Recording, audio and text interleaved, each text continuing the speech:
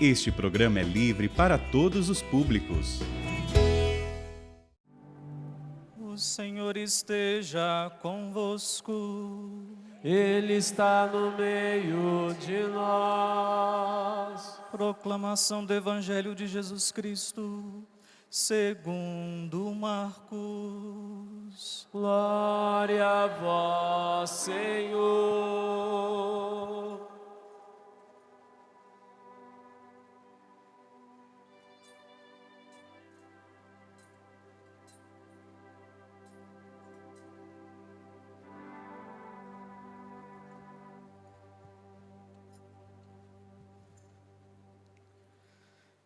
Depois de ressuscitar, na madrugada do primeiro dia, após o sábado, Jesus apareceu primeiro a Maria Madalena, da qual havia expulsado 7 demônios.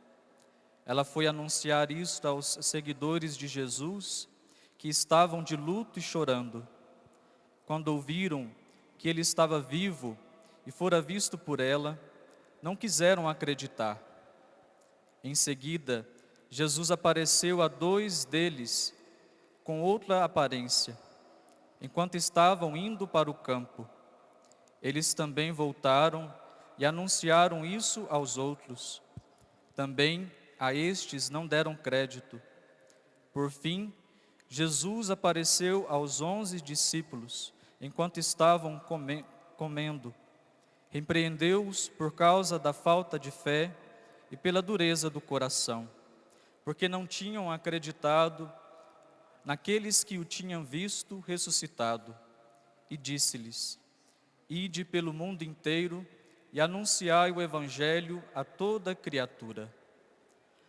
Palavra da salvação. Glória a vós, Senhor. Vamos nos sentando mais uma vez, cantando o refrão do nosso salmo. Dou-vos graças, ó Senhor, porque me ouvistes. Dou-vos graças, ó Senhor, porque me ouvistes. Dou-vos graças, ó Senhor, porque me ouvistes. Dou-vos graças, ó Senhor, porque me ouvistes.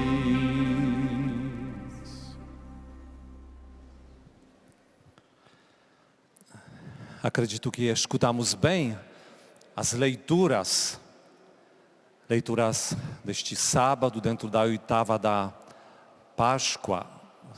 Estes dias escutamos tudo o que aconteceu depois da ressurreição de Cristo.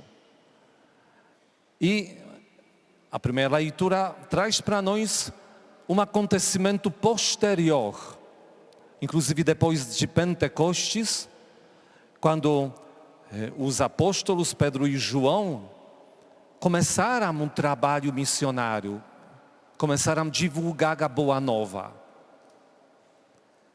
Foram questionados pelas autoridades. E como ouvimos, escutaram uma ordem, que agora é proibido falar sobre Jesus. E qual foi a resposta de Pedro e de João? Julgai vós mesmos se é justo diante de Deus que obedeçamos a vós e não a Deus. Quanto a nós, não nos podemos calar sobre o que vimos e ouvimos. São palavras muito certas, palavras com uma firmeza que convence muitas pessoas que realmente eles não estão falando apenas uma teoria, e sim estão testemunhando sobre uma realidade que eles experimentaram. Obviamente que nós podemos admirar a postura do Pedro e do João. Mas será que a fé dos nossos irmãos é para ser apenas admirada? É para isso? Com certeza nós entendemos que não, que nós precisamos acolher as verdades da nossa fé. Porque saber é ainda pouco, é necessário viver. Trazer esta verdade que Deus ensina e colocar bem no fundo do nosso coração para que ela possa iluminar toda a realidade na qual nós vivemos, no modo como nós olhamos a nós mesmos, como olhamos o nosso irmão, como olhamos a realidade na qual nós vivemos. Estes dias nós nos alegramos com a ressurreição de Cristo. Mas nós sabemos que a alegria não é só porque Cristo ressuscitou. É porque nele todos nós ressuscitamos. Será que esta verdade já entrou no nosso coração? É fácil perceber. Basta você olhar o teu modo de ver a morte. Como você está olhando para a morte? Perigo da própria morte, perigo da morte de alguém dos seus entes queridos. Com tranquilidade, com a paz, acreditando que você, indo para o céu, está indo para se encontrar como Pai amoroso. Você acredita e vive essa realidade? Então faço esta pergunta. Quem de vocês quer ir para o céu? Quem de vocês quer ir para o céu? É poucos, todos? Vocês querem ir para o céu? Hoje? E o que eu estou falando hoje, está vendo? É legal, mas lá no fundo, não, eu amo este pai, é melhor de todos os pais, é pai amoroso, não? Mas eu de jeito nenhum não quero ir para a sua casa. Imagina a sua mãe saber disso. Eu te amo, mamãe, mas ir para a tua casa. Ou coitada, tantas vezes batida a sogra, né? Não, eu te amo, sogrinha, mas fique lá, eu fico aqui, está tudo resolvido, né? É muito importante que nós nos perguntemos como estes apóstolos, perante os perigos que existiram, perigos de eles serem mortos mesmo, falavam com tanta tranquilidade. É porque eles experimentaram o próprio Deus nos seus corações, num encontro com Jesus Cristo. E experimentaram principalmente o amor de Deus na misericórdia dele. Eu vou só olhar aqui um desses apóstolos da primeira leitura de hoje, Pedro, porque eu gosto particularmente e muito a história dele. É muito fácil se encontrar no Pedro, por mais que ele é uma das colunas da igreja, alguém, podemos dizer, mais importante na construção da igreja, mas ele é muito humano. Quantas vezes ele tropeçou? Quantas vezes ele falhou? E aí, Deus dispensou ele? Jesus falou, não, agora você não serve mais? É isso que Jesus falou para ele depois da ressurreição? Não. Quando se encontra com Simão, eu acho que esta hora foi uma das horas mais complicadas na vida do Pedro. E chamam, Pedro, vem cá, eu tenho uma pergunta para te fazer. E ele falou assim, Simão, filho de João, tu me amas? Tu me amas? Mas eu quero aqui destacar algum detalhe que às vezes passa despercebido. Jesus não pergunta a Pedro, ele pergunta ao Simão. Mas espera aí, não é a mesma coisa? Não é não. Simão era quem Jesus convidou para ser Pedro. O Pedro era ofício do Simão, a pedra angular que ele se tornaria a partir da escolha do próprio Deus. Jesus falou num certo momento: tu és Pedro e sobre esta pedra construirei a minha igreja. E quando depois da ressurreição se encontra com Pedro, ele não fala: Pedro, tu me amas? Porque seria como se fosse perguntar, o Pedro, primeiro Papa, você me ama? É claro que Papa tem que amar o próprio Cristo. Bispo tem que amar o Cristo. Padre tem que amar o Cristo. Mas aqui é uma pergunta mais profunda. Você, aquele que você é, sendo convidado a ser padre, a ser bispo, a ser papa, você me ama? Este encontro pessoal de cada um que nos leva, inclusive, a abraçar muitas missões neste mundo. Como que está naquele ponto? Tu me amas? Como se fosse ele estar dizendo: eu já te mostrei todo o meu amor. Será que este amor já chegou ao teu coração? Será que você realmente percebeu quanto que eu te amo? E hoje teremos que nos perguntar: quanto que nós amamos de fato o Cristo? Se ele te perguntar: tu me amas? O que você responderia? Mas deixa de lado aquela coisa: porque eu sou cristão, claro que eu te amo, né? Eu sou catequista, não, eu sou coordenador de uma coisa, então bispo, então padre, é claro que eu tenho que te amar. Não, esquece. Você é você mesmo. Você na relação com Ele tem essa clareza do seu amor? Porque você não pode ter qualquer dúvida que Ele te ama, e muito. Ele te ama e muito. E no encontro com a misericórdia de Deus é que nós descobrimos quanto que nós de fato somos amados por Ele.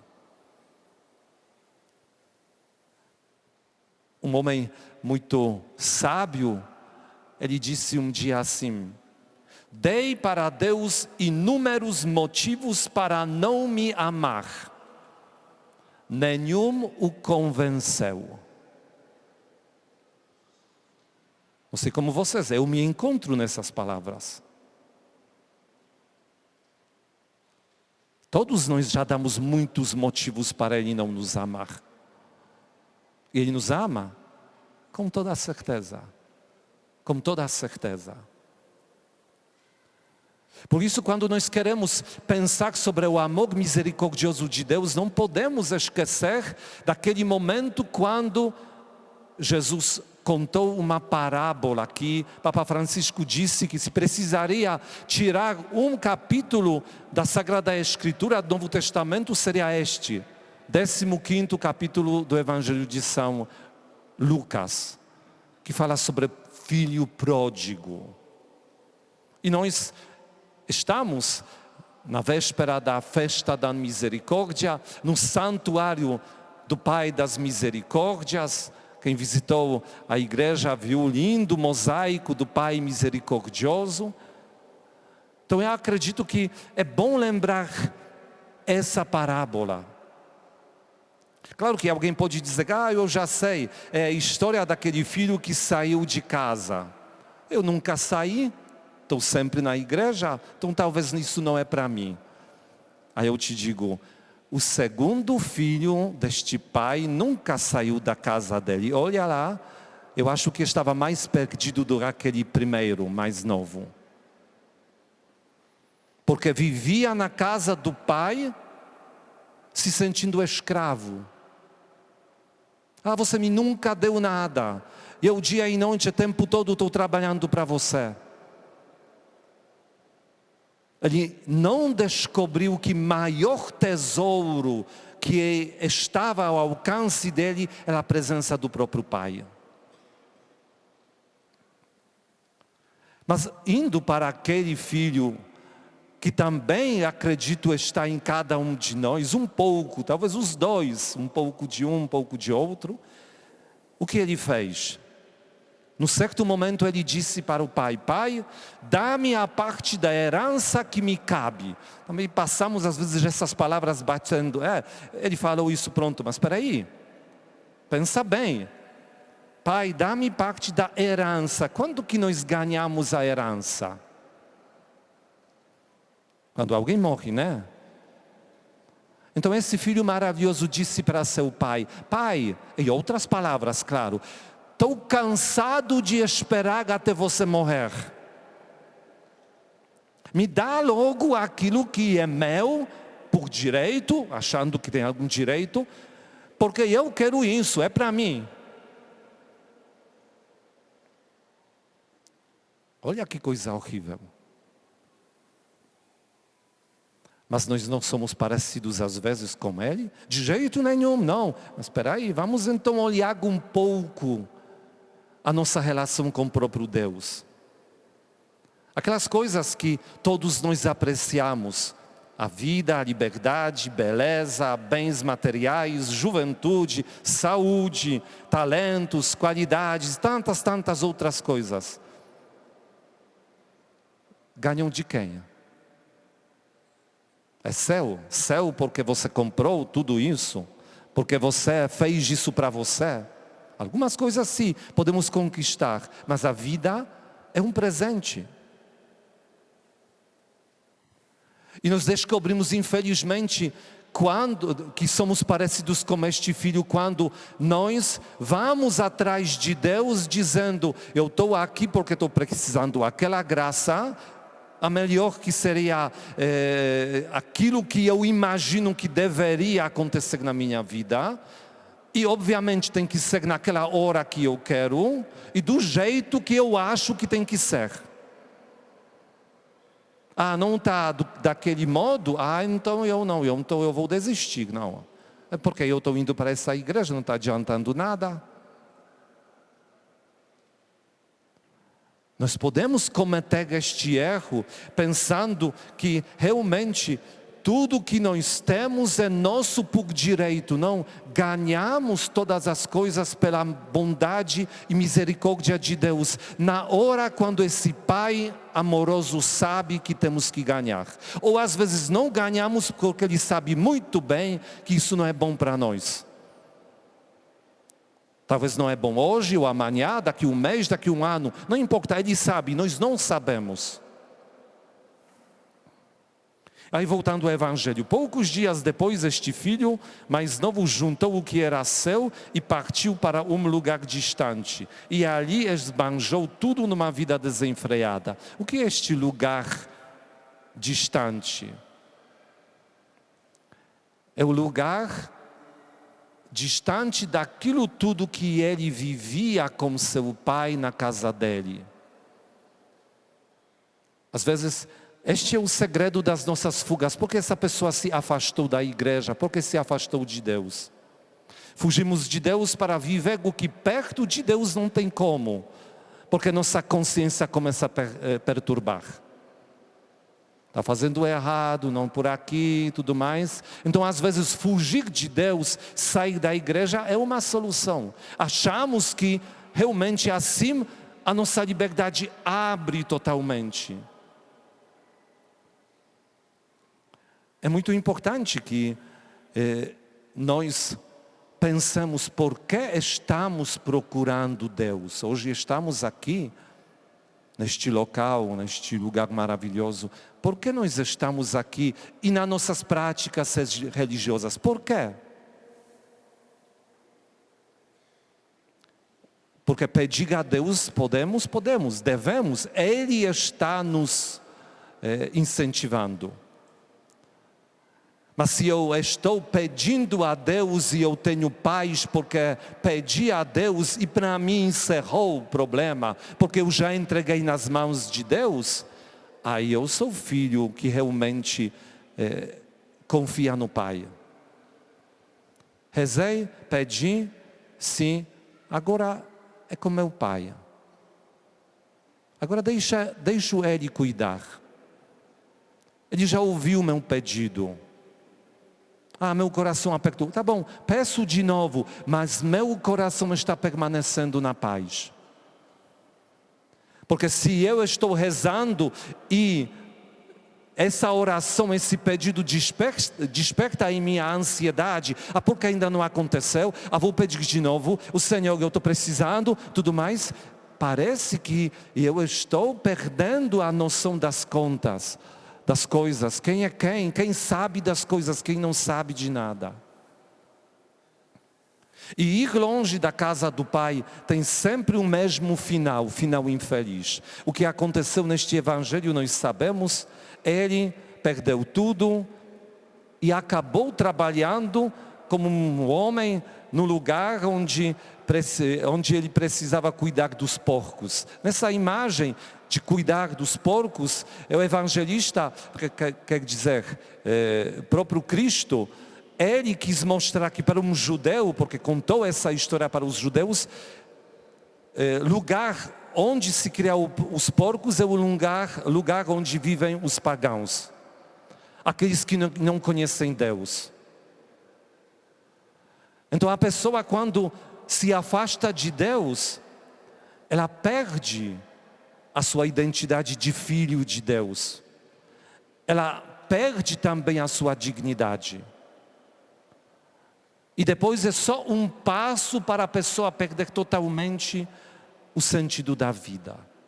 No diário da irmã Faustina, número 153, próprio Cristo disse para Santa Faustina: vi duas estradas, uma estrada larga, atapetada de areia e flores, cheia de alegria e de música e de vários prazeres. As pessoas caminhavam por essa estrada dançando e divertindo-se. Estavam chegando ao fim sem se aperceberem disso. E no final dessa estrada havia um enorme precipício, ou seja, o abismo do inferno. Essas almas caíam às cegas na voragem desse abismo. E essa descrição não é distante daquilo que próprio Cristo disse: entrai pela porta estreita, porque larga é a porta e espaçoso o caminho que conduz à perdição, e muitos são os que entram por ela. Por isso nós precisamos entender que se afastar de Deus é sempre uma opção errada. Mais cedo, mais tarde, vamos nos arrepender, porque vamos colher os frutos deste afastamento. É como se fosse cortarmos aquilo que nos une com Deus, única fonte da vida. Vamos secar, não tem jeito. E se alguém pensar: tá bom, eu entendi, e eu vejo que realmente errei, estou distante dele, o que eu tenho que fazer? Aí nós ouvimos nessa parábola: tome decisão de voltar a casa. Eu vou superar aquilo que eu sei que me afasta de Deus. Eu quero ultrapassar as minhas limitações. E quando nós tomamos essa decisão, parecida com a decisão do rapaz que disse: eu voltar para a casa do meu pai, este pai, quando ainda estava longe, o filho dele o avistou e sentiu compaixão. Correu-lhe ao encontro, abraçou-o e cobriu de beijos. É assim que o Pai misericordioso nos acolhe. Ele espera a nossa parte. Esse pai não foi lá para procurar o filho no meio dos porcos. Por quê? Porque respeita a liberdade dele. O filho tem que dizer com própria decisão: eu quero voltar. Não sei se eu vou conseguir, não sei se eu tenho força, mas eu quero voltar, eu sei que preciso voltar. A partir desta decisão, Deus é primeiro para correr atrás de nós. Ele primeiro está ao nosso lado para nos dar todas as forças necessárias para exatamente a nossa vida. As almas se perdem apesar da minha amarga paixão, disse Jesus misericordioso a Santa Faustina. Estou lhes dando a última tábua da salvação. Se não venerarem a minha misericórdia, perecerão por toda a eternidade. Secretária da minha misericórdia escreve: fala às almas desta minha grande misericórdia, porque está próximo o dia terrível, o dia da minha justiça. Nós não podemos esperar, pensando, ainda tem tempo. Falamos no texto da misericórdia sobre a postura da alma tíbia. Não estou procurando tanto Deus, estou acreditando, mas ainda não estou procurando tanto, porque tem tantos pecados gostosos, deixar eles todos logo de vez, que coisa complicada.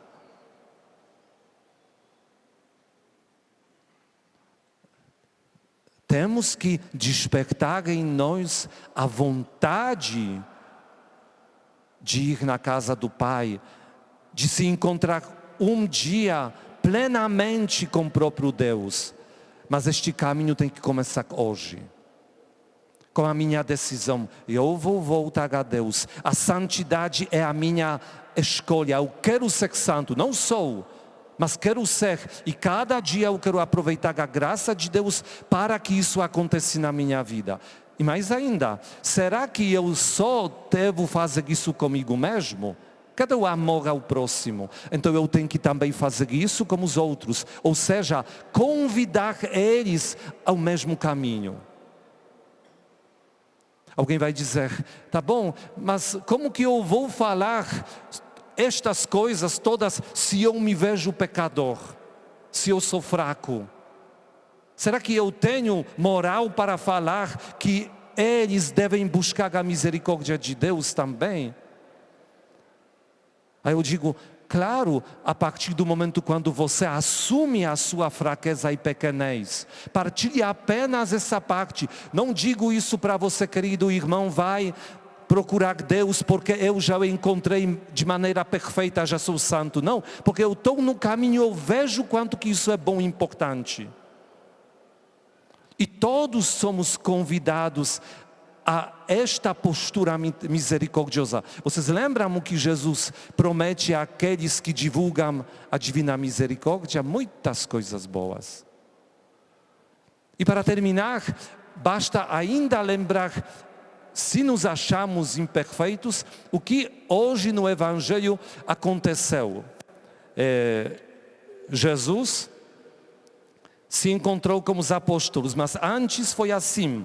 Quando esses apóstolos ouviram da Maria Madalena que Jesus estava vivo e fora visto por ela, não quiseram acreditar.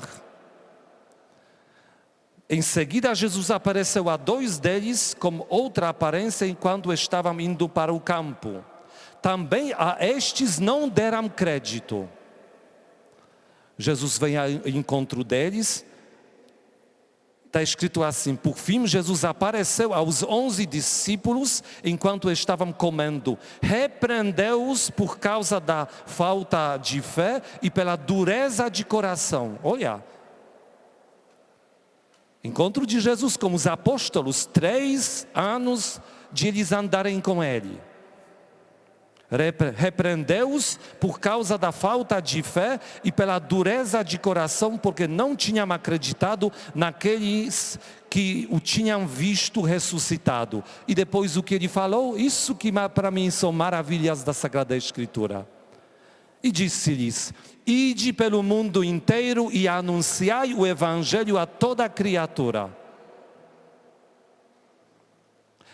É como se fosse o reitor se encontra com seminaristas e está dizendo assim, olha meus jovens, vocês não têm fé, vocês têm corações duros. Agora vamos para a catedral, eu vou hoje ordenar todos vocês.